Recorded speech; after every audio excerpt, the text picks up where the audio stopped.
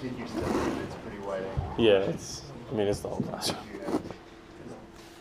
All the videos are posted. Oh, good. So. Same spot? Yes. I created a second folder that's 411 speeches. Okay. I think I actually created 2 folders, but they're all in either folder. Copy that. All right, well, fine. You ready? Yes, sir. All Hey everyone, I'm Luke Stensberg, the one that Colonel Buchanan calls Kyle quite often. I'm going to be talking about Dead Man's Dump by Isaac Rosenberg.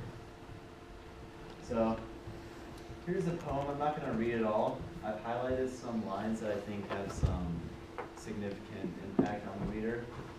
And overall, this is an accurate commentary on World War I. The author, Isaac Rosenberg, was in fact in the war, and he was a casualty of the war. I would say that he really just tries to describe what he saw from someone who was there.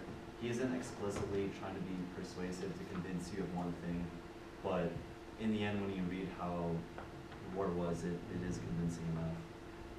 And as you can see from the date, it occurred in 1917.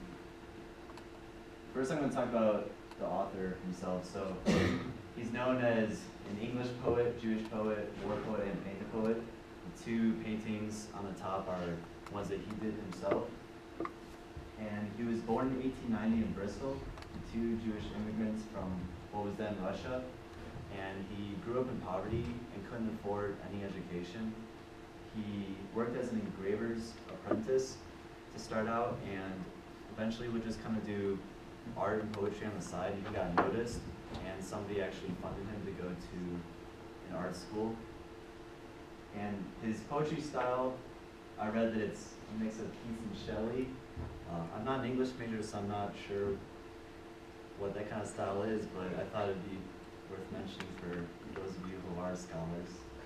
The way I take his poetry is, I looked at a couple other poems. They're all just pretty deep and serious, and the ones that kind of stood the test of time are his war poetry from World War I. And then he died at age 28, so England kind of missed out on an up-and-comer poet.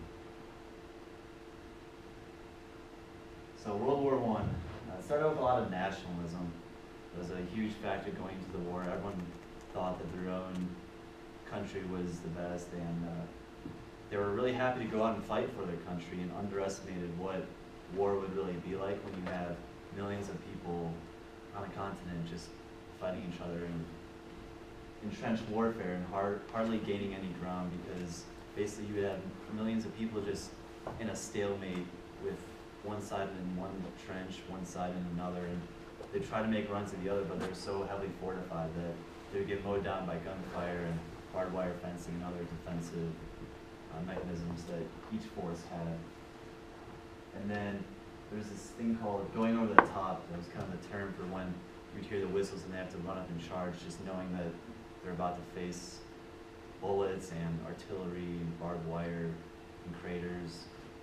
And I actually have a quote from somebody who was in the war and described it. He said, "As soon as you go over the top, fears left you and it is terror. You don't look, you see. You don't hear, you listen. Your nose fills with fumes and death. You taste the top of your mouth. You're hunted back to the jungle. The veneer of civilization has dropped away."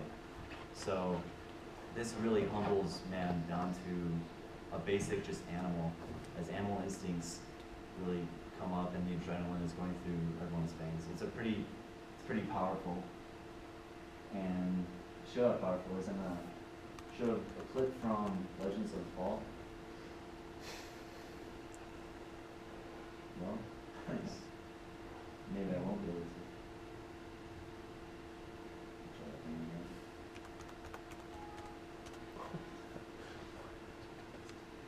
Come on, Andy, come on. Thanks.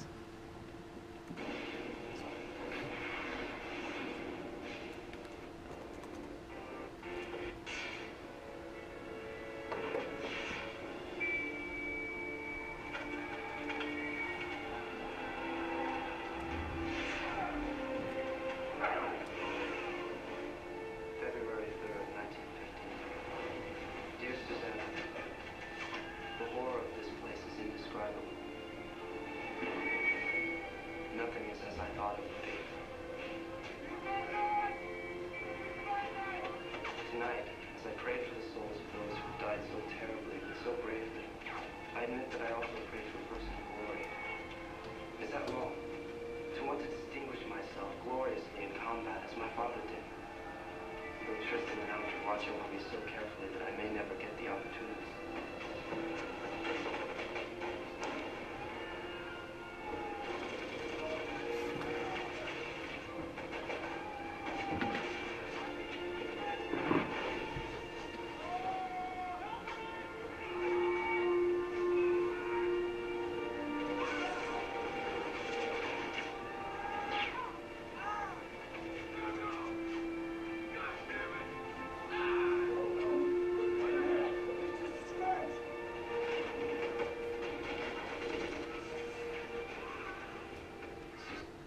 So that's pretty much Dead Man's Dump, the title of the poem.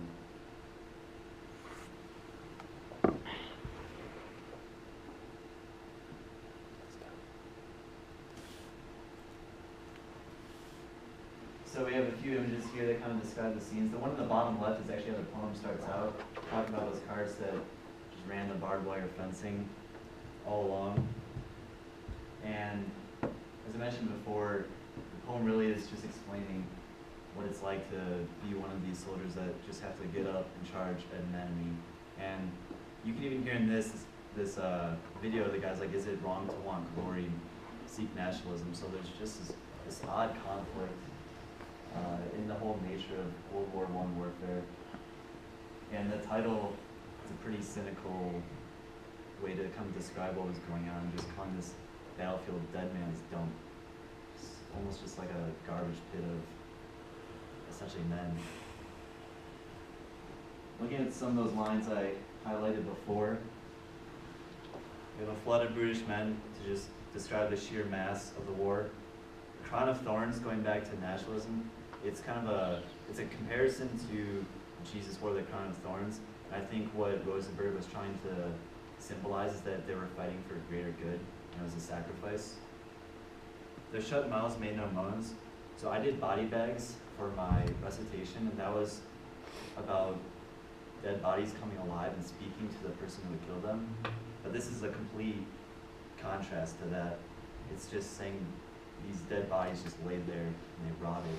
And that's what would happen, that a lot of people didn't get buried, they just had to sit on the fields. And then at the end, he starts to kind of blame the earth for what's going on. He's not upset at the enemy that's shooting at him. He says the people have blind fingers. I took that to mean maybe they didn't really know what they're shooting at or what they were doing, but in a sort of paganist, pantheist manner, he shifts the blame to the actual battlefield itself by personifying it in that last paragraph there. So, it's a good poem.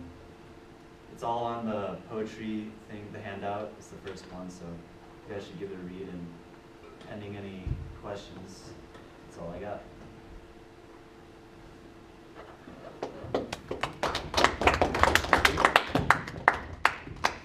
Yeah, you should give it a read, because you were already assigned to be reading it. An additional read. All right, thanks, Luke. What do you guys got for his, let's talk about comm skills. I like the clip. Jim Harrison is the author of that short story that was turned into that movie. One of my favorite writers. What do you got for his comm skills, his presentation? He seemed pretty, Stuff, like he did like bullets, and like he knew what he's talking about. It wasn't like long bullets, it was just short and plain, he would expand about it. Yeah, I'd say that's good feedback. He was rehearsed. Didn't read bullets because he just had one word reminders for himself to stick with. Yeah. pretty confident up there. Confident, yeah, you guys are all pretty good, confident in your presentation. Yeah, pretty calm, comfortable, kind of frozen in one spot, as most of you are. I gave all this feedback to the second period class, and Joey Speedshot went last, and so when he did it, he walked all over it. And it actually worked. He was trying to be kind of funny about it, but it worked really good. He ended up standing right here, looking at his slide. I mean, it's nice, right? Because even Luke had to like look over his shoulder and gesture back to a slide.